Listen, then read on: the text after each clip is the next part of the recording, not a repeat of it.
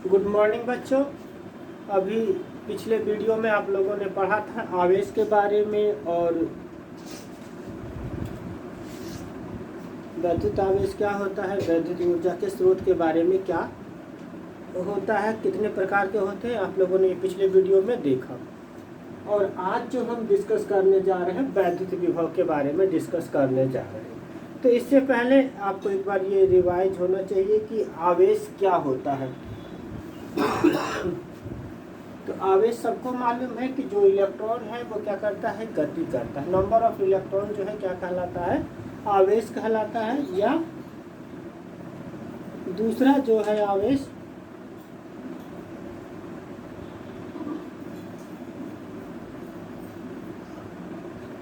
किसी क्षण को रगड़ने पर एक से दूसरे सिरे में जो इलेक्ट्रॉन का ट्रांसफर हो जाता है, तो उसी तरह से ये आवेश होता है। ठीक, वैद्युत विभव के लिए भी एक परिभाषा ये भी आती है कि जैसे आप लोगों ने देखा हो कि जो जल है, अगर जल को हम ऊंचाई से छोड़ते हैं तो वो नीचे की तरफ बहता है। जैसे नदी है, नदी का फ्लो कहाँ से होता है, पहाड़ों से लेकर के नीचे समतल मैदान में तेजी से वो जल चलता है। ठीक उसी प्रकार से विद्युत आवेश जो है उच्च विभव से निम्न विभव की ओर चलता है।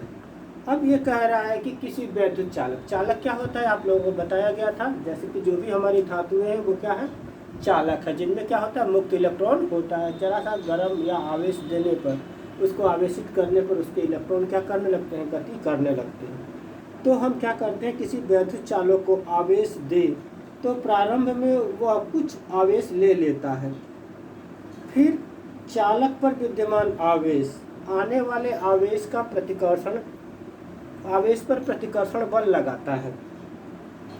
चालक को और आवेश देने पर प्रतिकर्षण के बल के विरुद्ध कुछ कार्य करना पड़ता है। इस प्रकार किसी चालक को आवेशित करने पर विद्युत आवेश पर कुछ कार्य करना पड़ता है, और जो आवेश को स्थिर वैद्युत, जो आवेश की स्थिर वैद्युत स्थितिज ऊर्जा के रूप में संचित हो जाता है। मतलब जैसे ही हम किसी चालक को क्या करते हैं, आवेश देते हैं या उसको आवेश प्रवाहित करते हैं, तो आवेश प्रवाहित करने पर चालक के अंदर उपस्थित आवेश उस पर प्रतिकर्षण बल लगाता है, और चालक पर हम क्या करते हैं, लगातार आवेश देते हैं। तो इसके विरुद्ध क्या होगा, जो चालक पर आवेश है तो वो उसके प्रतिकर्षण के विरुद्ध कार्य करना पड़ता है, और जो कार्य होता है वो उस आवेश पर क्या हो जाएगी, विद्युत स्थिति ऊर्जा के रूप में संचित हो जाती है। तो यहाँ पर हम बात अब कर रहे हैं वैद्युत विभव की। तो वैद्युत विभव क्या है कि कोई एकांक धन आवेश, एकांक धन आवेश, आवेश का मतलब आप लोगों को क्लियर हो गया कि नंबर ऑफ इलेक्ट्रॉन है, जो कि बहुत ही सूक्ष्म एकांक है। और यहाँ पर मान लीजिए कि ये कोई बहुत बड़ा वैद्युत आवेश है और ये एकांक आवेश है, जो क्या है, काफी दूरी पर, कहाँ पर रखा है, ये अनंत पर रखा है।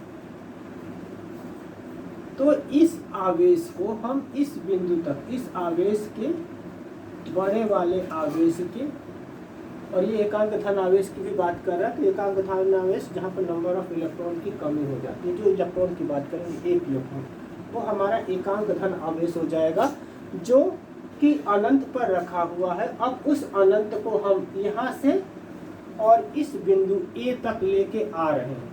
इस ए बिंदु तक लाने में जो कार्य किया जाता है उस बिंदु पर वैद्युत विभव कहलाता है। क्लियर हुआ? तो इसके वैद्युत विभव की परिभाषा क्या होगी कि एकांक धन आवेश को अनंत से दूसरे आवेश के किसी बिंदु ए तक लाने में जो कार्य किया जाता है, उस बिंदु पर वैद्युत विभव कहलाता है। इसे V से प्रदर्शित करते हैं, इसे V से प्रदर्शित करते हैं। मान लेंगे कि जो हमारा Q आवेश है, यहाँ पर जो आवेश है वो Q कूलाम आवेश है। क्यू कूलाम, क्यू कूलाम आवेश है जिसको हम ए बिंदु तक ला रहे हैं। आवेश को अनंत से किसी बिंदु तक, क्यू कूलाम आवेश को बिंदु ए तक लाने में मान लिया कि W कार्य करना पड़ रहा है, W कार्य करना पड़ रहा है, तो बिंदु विभव यानी कि बिंदु ए पर बिंदु विभव, बिंदु विभव, विभव क्या हो गया, V बराबर हो जाएगा W/Q, यानी कि ये इसका जो सूत्र हो जाएगा वैद्युत विभव का, V बराबर W/Q। क्लियर हुआ? अब W का मात्रक, इसका मात्रक हमें निकालना है, विभव का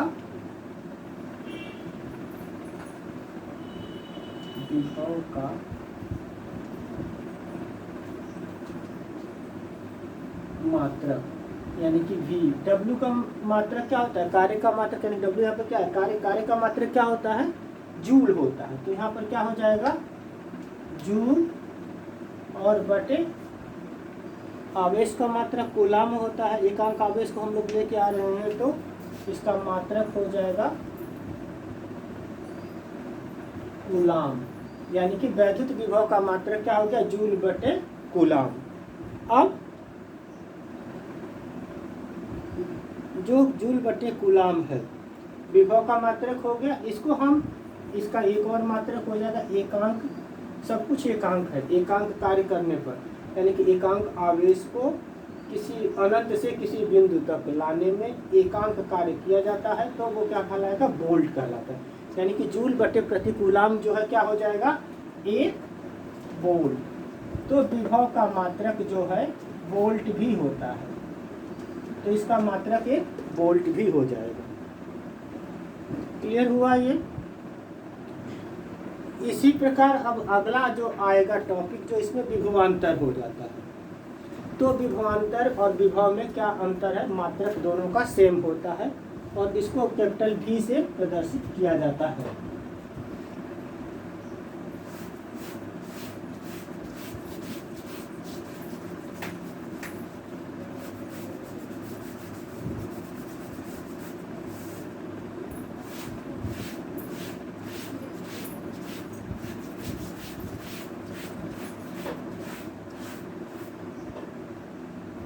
अब अगली जो परिभाषा आएगी विभवांतर।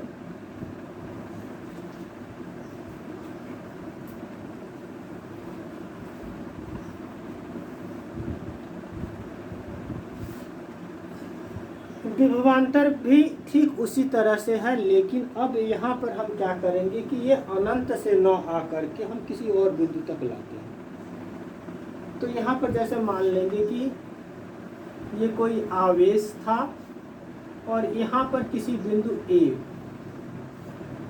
एक A है, B है और यहाँ पर ये C था। तो C हमारा अनंत पर है, अनंत से हमने अब इस एकांक आवेश को बिंदु B पर लेके आए। तो यहाँ से जो विभवांतर के, अब बिंदु B से इस एकांक आवेश को बिंदु A तक लेके जाने में जो कार्य करना पड़ता है वो हमारा विभवांतर है। तो इसकी परिभाषा क्या हो जाएगी, किसी परिपथ के दो बिंदुओं के बीच, कोई भी परिपथ है, दो बिंदु हो गए, दो बिंदुओं के बीच एकांक धन आवेश को प्रवाहित करने में किए गए कार्य को उन बिंदुओं के बीच, इन दोनों के बीच विभवांतर कहते हैं। बाकी प्रक्रिया इसमें वैद्युत परिपथ में दो बिंदुओं के बीच क्या हो गया, क्यू कूलाम का आवेश प्रवाहित हो रहा था क्यू कूलाम का आवेश प्रवाहित हो रहा था। बिंदु बी से बिंदु ए तक इस आवेश को लाने में W कार्य करना पड़ रहा था। तो इसलिए जो वैद्युत विभवांतर V, इसको V से डिनोट किया जाएगा, किया गया कार्य W बटे Q। तो मात्रक जो इसका बनेगा वही मात्रक जो वैद्युत विभव का था वो विभवांतर का भी होता है, जूल बटे कूलाम। तो ये इस तरह से आपने वैद्युत विभवांतर के बारे में भी देखा।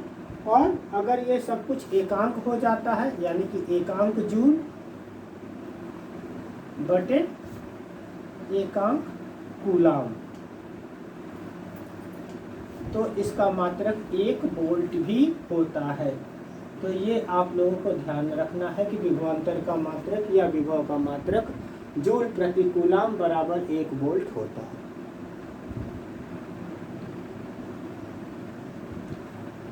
तो इसके बाद वैद्युत धारा आती है।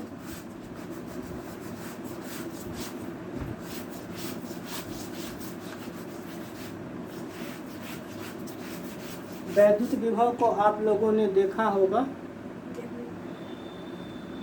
जैसे बल्ब है, ट्यूबलाइट है या कोई भी विद्युत उपकरण है, वहाँ पर भी लिखा होता है 250 वोल्ट। जो घरों में सप्लाई दी जाती है वो विभवांतर जो होता है वो 250 वोल्ट या 220 वोल्ट होता है।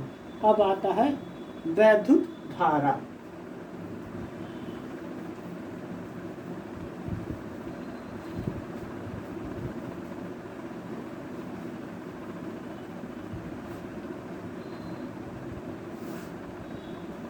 वैद्युत धारा क्या होती है इसको देखिए आप लोग। जैसे हम क्या करते हैं, चालक को एक तार द्वारा, जब से कोई जो चालक है उसको एक तार द्वारा जोड़ देते हैं, तो जैसे बताया गया था कि धन विभव वाले चालक से नीचे विभव चालक की ओर जाने लगता है ऊंचे विभव से, या ऋण आवेश नीचे विभव वाले चालक से ऊंचे विभव वाले चालक की ओर चलने लगता है। यह क्रिया तब तक होती है कि जब दोनों चालकों के विभव एक दूसरे के विभव के बराबर नहीं हो जाते, परंतु हम दोनों चालकों के ऊंचे व नीचे विभव के अर्थात दोनों के मध्य विभवांतर को स्थिर रख सके तो आवेश का प्रवाह अनवरत चलता रहेगा।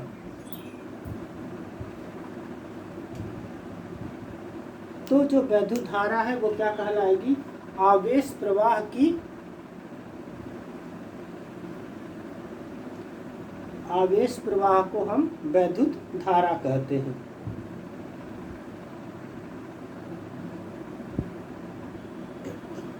जब किसी चालक में जो इलेक्ट्रॉन है, जैसे इस तरह से समझिए, ये कोई चालक तार है और इस चालक तार को हम किसी बैटरी से जोड़ देते हैं।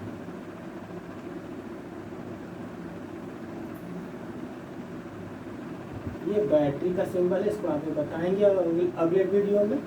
तो जो बड़ा वाला चिन्ह है वो धन सिरा होता है और दूसरा ऋण सिरा होता है। तो इस तरह से ये क्या हो गया आपका कि दो विभव हो गए, दो आवेशित हो गया, एक उच्च विभव और दूसरा निम्न विभव। तो इलेक्ट्रॉन जो है इसको हम इस तरह से दिखा सकते हैं, ये इलेक्ट्रॉन चल रहा है, ये इलेक्ट्रॉन है जो ऋण आवेश से धन आवेश की ओर जाता है।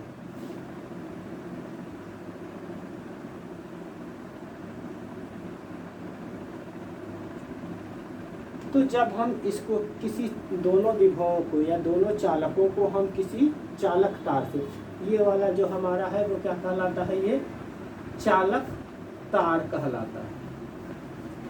जब इस विभव को, दोनों विभवों को हम इस चालक तार से जोड़ दिए तो इलेक्ट्रॉन का जो प्रवाह है वो क्या होगा? ऋण आवेश, ये ऋण आवेश हो गया, ये धन आवेश, ऋण आवेश से धन आवेश की तरफ जा रहा है। तो जो इलेक्ट्रॉन की धारा है, इलेक्ट्रॉन की धारा के विपरीत, इलेक्ट्रॉन की चलने की दिशा के विपरीत क्या हो जाता है?